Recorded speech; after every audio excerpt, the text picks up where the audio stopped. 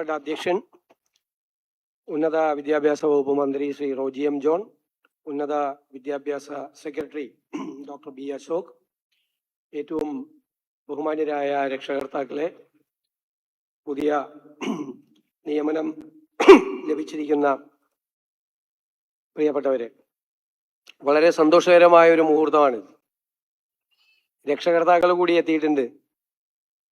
ഉന്നത വിദ്യാഭ്യാസ സെക്രട്ടറി പറഞ്ഞതുപോലെ സെക്രട്ടേറിയറ്റിലെ ദർബാർ ഹാളിൽ വെച്ച് നിയമന ഉത്തരവ് ഏറ്റുവാങ്ങാൻ വേണ്ടിയിട്ടുള്ള അവസരം ലഭിച്ച് ചരിത്രത്തിന്റെ ഭാഗമായി നിങ്ങൾ 35 പേരും മാറുക.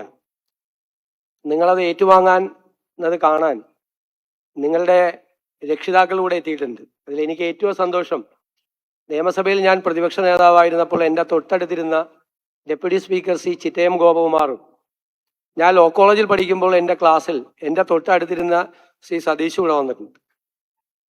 വളരെ സന്തോഷം, രണ്ടുപേർ അതടക്കമുള്ള രക്ഷകർത്താക്കൾ ഇവിടെ എത്തിയിട്ടുണ്ട്.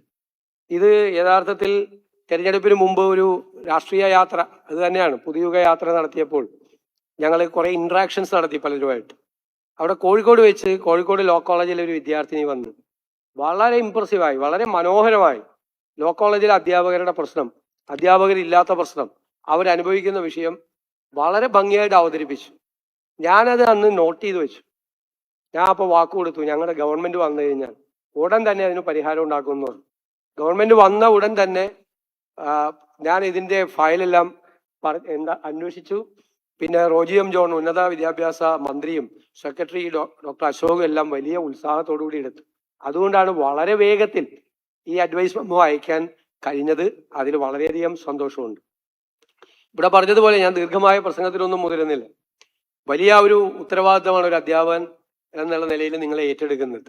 ഞാൻ കഴിഞ്ഞ 2-3 ദിവസമായിട്ട് പ്രസംഗിച്ചുകൊണ്ടിരിക്കുകയാണ്. ഈ നാട്ടിലെ ഏറ്റവും വലിയ പ്രൊഫഷൻ എന്ന് പറയുന്നത് അധ്യാപകരുടെ ജോലിയാണ്. അതിനേക്കാൾ വലിയൊരു ജോലിയില്ല. ഞങ്ങളുടെയൊക്കെ ജോലിയുടെ ഒരു പ്രശ്നമുണ്ട്, സ്ഥാനത്തിരിക്കുമ്പോൾ മാത്രമുള്ള ആളുകൾക്ക് ബഹുമാനമുള്ളത്, അത് പോയാൽ ആർക്കില്ല. നിങ്ങളുടെ അതല്ല. നിങ്ങൾ റിട്ടയർ ചെയ്ത് കഴിഞ്ഞാലും ജീവിതാവസാനം വരെ ആ ബഹുമാനവും ആദരവും സ്നേഹവും ഉണ്ടാവും. അധ്യാപകർക്ക് മാത്രം കിട്ടുന്ന ഒരു പ്രിവിലേജാണ്, അസാമാന്യമായിട്ടുള്ളൊരു പ്രിവിലേജാണ്. എവിടെ പോയാലും എത്ര പ്രായമായാലും ഒരു വിദ്യാർത്ഥി എവിടെ നിന്നെങ്കിലും ഓടി വന്നിട്ട് പറയും, ടീച്ചറോ സാറോ എന്നെ പഠിപ്പിച്ചാണെന്ന് പറയും. ബഹുമാനത്തോടു കൂടിയാണ് അവർ നോക്കിക്കാണുന്നത്. വേറൊരു പ്രൊഫഷനും കിട്ടാത്ത, ജീവിതാവസാനം വരെ കിട്ടുന്ന ഒരു അംഗീകാരം കിട്ടുന്ന ഒരു മനോഹരമായ ഒരു പ്രൊഫഷനാണ്.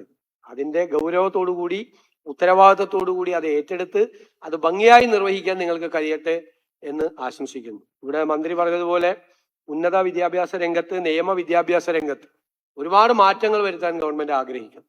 ഉന്നത വിദ്യാഭ്യാസ രംഗം, എഡ്യൂക്കേഷൻ, ഹയർ എഡ്യൂക്കേഷൻ, കേരളം ഒരു ഡെസ്റ്റിനേഷൻ പോയിന്റ് ആക്കി കേരളത്തെ മാറ്റണമെന്നാണ് ഞങ്ങൾ ആഗ്രഹിക്കുന്നത്. മികച്ച സർവകലാശാലകൾ, ലോകത്തിലെ ലെഗസി യൂണിവേഴ്സിറ്റീസ് ഉൾപ്പെടെ കേരളത്തിൽ കൊണ്ടുവന്ന് അവരുടെ ഡിപ്പാർട്ട്മെന്റുകൾ ഇവിടെ രൂപീകരിച്ച് ലോകത്തിലെ ഏറ്റവും പുതിയ കോഴ്സുകൾ, നോളജ് എക്സ്പ്ലോഷൻ നടക്കുന്ന കാലത്ത് ഏറ്റവും വലിയ അക്കാഡമിക് പ്രോഗ്രാമുകൾ കേരളത്തിൽ കൊണ്ടുവന്ന് നമ്മുടെ കുട്ടികൾക്ക് തൊഴിൽ ഉറപ്പുവരുത്തുന്നതിന് വേണ്ടിയിട്ടുള്ള സംരംഭം കൂടി ആലോചിക്കുകയാണ്. ഞങ്ങളൊരു ഗ്ലോബൽ ജോബ് വാച്ച് ടവർ ഉണ്ടാക്കി എക്സ്പേർട്ടുകളെ നിയോഗിച്ച് ലോകത്തെ ഓരോ രംഗത്തും നടക്കുന്ന മാറ്റങ്ങൾ, പുതിയ ജോലിയുടെ സ്വഭാവത്തിന് ഉണ്ടാകുന്ന മാറ്റങ്ങൾ, പുതിയ സാങ്കേതിക വിദ്യകൾ വരുമ്പോൾ ഉണ്ടാകുന്ന മാറ്റങ്ങൾ റിപ്പോർട്ട് ചെയ്യാനുള്ള എക്സ്പേർട്ട് കമ്മിറ്റികൾ രൂപീകരിച്ചിരിക്കുക.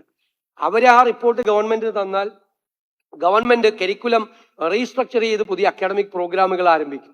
ഇൻഡസ്ട്രിയുമായിട്ട് കൂടി ചേർന്നുകൊണ്ട് ആരംഭിക്കാനുള്ള പദ്ധതികളാണ്. ഇപ്പോൾ പോർട്ട് സിറ്റിയാക്കി കേരളത്തെ മാറ്റാനുള്ള പദ്ധതിയുടെ കൂടെ അതിന്റെ കൂടെ ഒരു അക്കാഡമിക് പ്രോഗ്രാം കൂടി ഞങ്ങൾ ലിങ്ക് ചെയ്തിട്ടുണ്ട്. അതിൽ മാരിടൈം ലോ, കേരളത്തിൽ കാര്യമായിട്ട് മാരിടൈം ലോയ്ക്ക് വളരെ കുറവാണ് സാധ്യതകൾ. അപ്പൊ ഇനി ഒരുപാട് സാധ്യതകൾ വരും.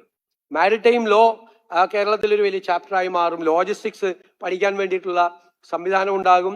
അതുപോലെയുള്ള പുതിയ നിയമത്തിന്റെ പുതിയ ബ്രാഞ്ചസ്, ഈ സാങ്കേതിക വിദ്യകൾ വരുമ്പോൾ നിയമത്തിൽ പുതിയതായ ശാഖകൾ ഉണ്ടാകും. അതുകൂടി പഠിക്കാൻ വേണ്ടിയിട്ടുള്ള പുതിയ സബ്ജക്റ്റുകൾ കൂടി നിയമവിദ്യാഭ്യാസത്തിന്റെ ഭാഗമാക്കി മാറ്റും. ഞാൻ ഹൈക്കോടതിയിലെ പഴയ ബാർ അസോസിയേഷൻ മെമ്പർ എന്ന നിലയിൽ മുഖ്യമന്ത്രി ആയപ്പോൾ അവരൊരു സ്വീകരണം തന്നിരുന്നു. അന്ന് ഞാൻ അവിടെ വെച്ച് പറഞ്ഞു, അഡ്മിറാൽറ്റി കോർട്ട് ഉണ്ടാക്കണം. ഇപ്പൊ ബോംബെയിൽ മാത്രമേ ഉള്ളൂ അഡ്മിറാൽറ്റി കോർട്ടുകൾ. നമുക്കിനി കേരളത്തിൽ അഡ്മിറാൽറ്റി കോർട്ടുകളുടെ ആവശ്യമുണ്ട്. അപ്പൊ നിയമരംഗത്ത് കാലഹരണപ്പെട്ട തരത്തിലുള്ള ഒരു വിദ്യാഭ്യാസ രീതി മാറ്റി നമുക്ക് അതിനെ അപ്ഡേറ്റ് ചെയ്ത്, ഇപ്പോഴത്തെ ഈ നോളജ് എക്സ്പ്ലോഷന്റെ കാലത്തുള്ള വിദ്യാഭ്യാസ കാര്യങ്ങളെ അപ്ഡേറ്റ് ചെയ്തിട്ടുള്ള പുതിയ സംവിധാനം ഉണ്ടാവും. ഉന്നത വിദ്യാഭ്യാസ രംഗത്തും നിയമവിദ്യാഭ്യാസ രംഗത്തും സമഗ്രമായ മാറ്റം വരുത്താൻ. നിയമവിദ്യാഭ്യാസ രംഗവുമായി ബന്ധപ്പെട്ട് മന്ത്രിയും സെക്രട്ടറിയും കുറെ പ്രപ്പോസൽ തന്നിട്ടുണ്ട്. അത് നിയമവിദ്യാഭ്യാസത്തിന് ഡയറക്ടറേറ്റ് രൂപീകരിക്കാനും നിയമ സർവകലാശാല രൂപീകരിക്കാനും ഒക്കെ വേണ്ടിയിട്ടുള്ള നിർദ്ദേശങ്ങൾ തന്നിട്ടുണ്ട്. അത് ഗൗരവമായി ഗവൺമെന്റ് പരിശോധിച്ച്, അതുപോലെ പുതിയ യൂണിവേഴ്സിറ്റി നിയമം പുതിയതായി ഉണ്ടാകാൻ പോവുകയാണ്.